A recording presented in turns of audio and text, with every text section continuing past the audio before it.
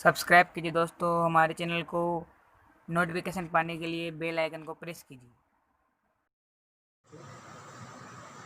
हिंदी के 10th के पाठ्यक्रम में व्याकरण के जितने पाठ थे उसमें से कुछ पाठों को हमने बड़े अच्छे तरीके से पढ़ा है, जिसमें सर्वनाम था, क्रिया, क्रिया विशेषण, विशेषण, इन सब चीज़ों को भलीभांति इनके नियमों के अनुसार हमने इसे पढ़ा और लगभग पूरी चीज़ों को नियमों के साथ जाना।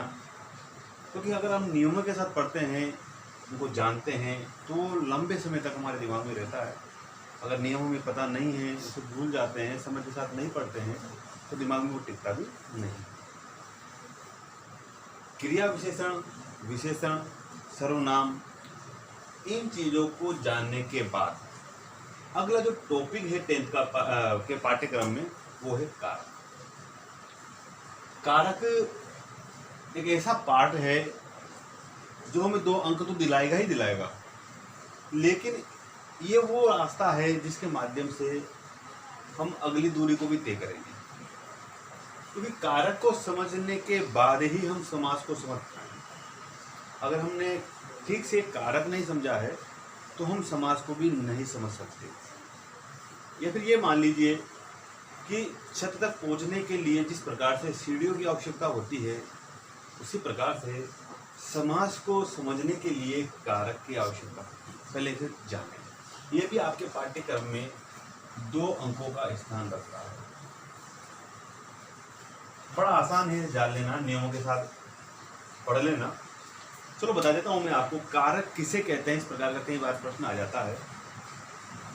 तो इसकी जो परिभाषा है वो इस प्रकार से कि संज्ञा या सर्वनाम का संबंध शेष वाक्यों से जिन चिन्हों द्वारा जोड़ा जाता है।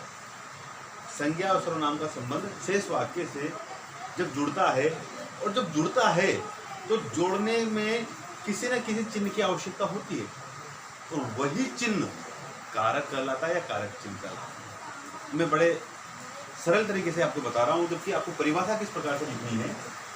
संज्ञा या सर्वनाम का संबंध जिन चिन्हों से शेष वाक्य के साथ जोड़ दिया जाता है, वो चिन्ह ही कारक कहलाते हैं।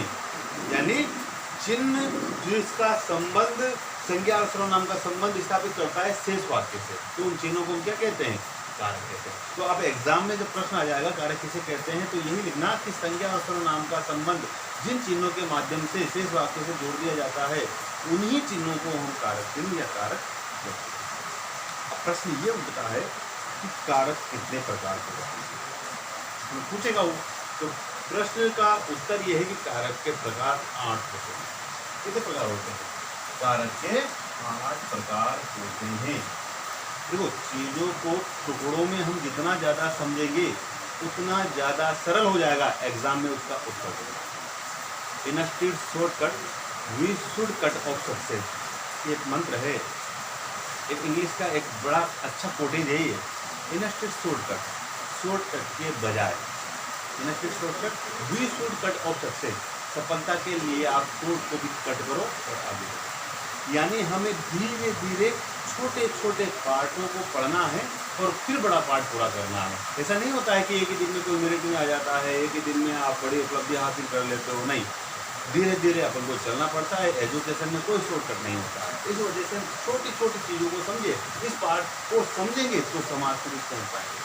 तो इस चीज़ को याद रखें, in a street shortcut we should cut off success, सफलता के लिए कभी भी शॉर्टकट का मत मारो, बल्कि शॉर्टकट को भी कट करो और आगे बढ़ो। छोटा छोटा पार्ट समझो, उसके पात्रों को समझो, उसके नियमों को समझो, तब जाकर के हम आगे बढ़ पाएंगे, अच्छे से उसे कर पाएंगे, और वो जो अंश हम पढ़ रहे हैं वो हमारे लिए सरल भी होगा। तो क्या है कारक की परिभाषा?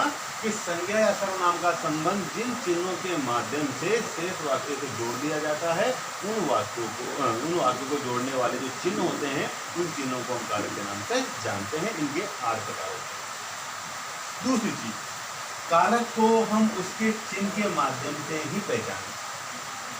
जब हमें कारक याद है तो हमें उसके चिन्ह को भी याद कर लेना चाहिए। इन्हीं चिन्हों के माध्यम से आपका वाक्यांश आ जाने के बाद आप समझ पाओगे कि इसमें कौन सा कारक है। कर्ता कारक जो होता है उसका चिन्ह न होता है, तो हमें याद होना चाहिए कर्ता कारक का चिन्ह क्या है, नहीं। कर्म जो कारक है उसका चिन्ह को होता है, तो कर्ता ने कर्म को, कर्म का चिन्ह क्या हो गया, को। करण कारक का जो चिन्ह है, इसके दो चिन्ह हैं, एक तो है से और एक है के। दो चिन्ह है, दोनों ही चिन्ह आपको याद करना है, ठीक है। एक तो है करण कारक का से के द्वारा, से जो है वो यहाँ पर भी है और यहाँ पर भी है, ये भी याद करना है लोगों को। लेकिन इन दोनों में अंतर क्या है, जब आगे पढ़ेंगे तो हम इसके बारे में जो सूक्ष्म अंतर है उसके बारे में जानकारी प्राप्त। तो कर्ता का जो कारक चिन्ह है ने है, कर्म का जो चिन्ह है वो को है, और करण कारक का जो चिन्ह है वो से और के द्वारा है ना। मैं बस के द्वारा कोटा गया, के द्वारा आ गया, तो वहां पर क्या हो जाएगा, कौन सा कारक हो जाएगा, करण कारक, वो वाक्य करण कारक से जुड़ा हुआ हो जाएगा। आगे संप्रदान कारक, इसमें के लिए और को शब्द, इसमें भी को आ रहा है, याद रखें आप लोग। संप्रदान का चिन्ह क्या है, के लिए। मैंने भिखारी के लिए भीख दी, के लिए। मैंने भिखारी को भीख दी, ये भी आ सकता है। अब आप कहोगे सर कर्म कारक में भी को है, संप्रदान में भी को है, लेकिन जब देने के अर्थ में होता है तो वो संप्रदान में आता है। कोई भी चीज हम दे रहे होते हैं ना, तो वहाँ को का प्रयोग होता है। तो संप्रदान कारक अगर देने के अर्थ में नहीं है तो फिर वहाँ पर कर्म कारक। तो पहले चिन्ह, कर्ता ने कर्म को करण से संप्रदान के लिए आपादान से अलग होना, संबंध का के ही रा रे री, ये इसके चिन्ह हैं।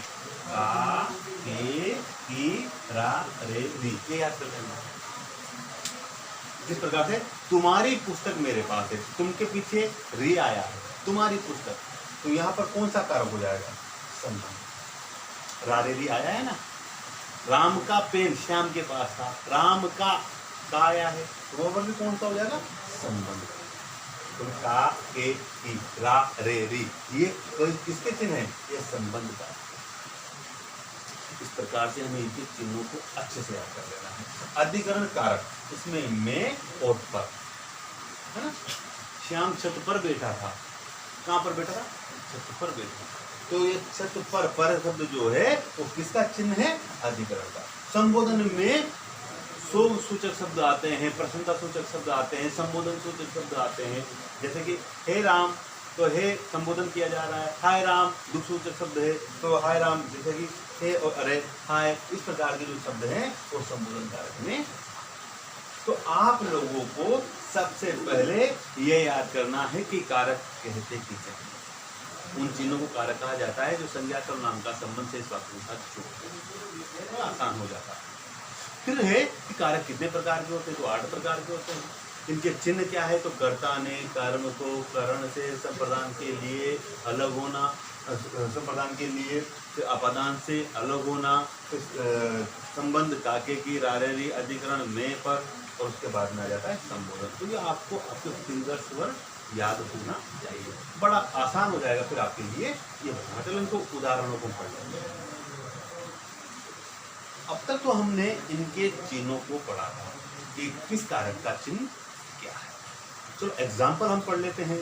भाई इनके चिन्ह जो हैं उनसे संबंधित एग्जाम किस प्रकार से, एग्जाम में किस प्रकार से एग्जाम्पल आ सकते हैं। गंगा राम ने गदा खरीदा, अब यहाँ पर ने आया है। ने के माध्यम से क्या पता चलता है कि ने जो कारक चिन्ह है वो कर्ता कारक का।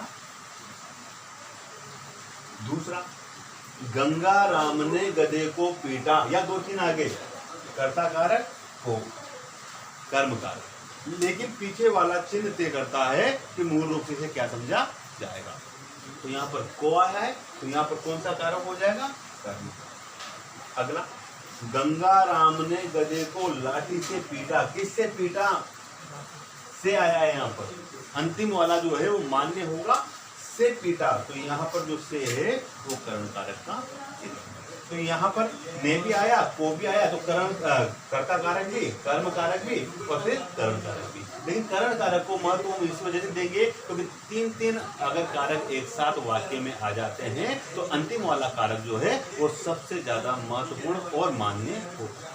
तो इसमें जो से आया है ये सबसे अंतिम में है, इस वजह से इसे कौन सा मान लिया जाएगा, करण कारक मान लिया जाएगा। मैं बस से कोटा गया, से आया यहाँ पर, साधन क्या है से, बस से, तो बस से जो आया है वो जो कारक चिन्ह है वो करण।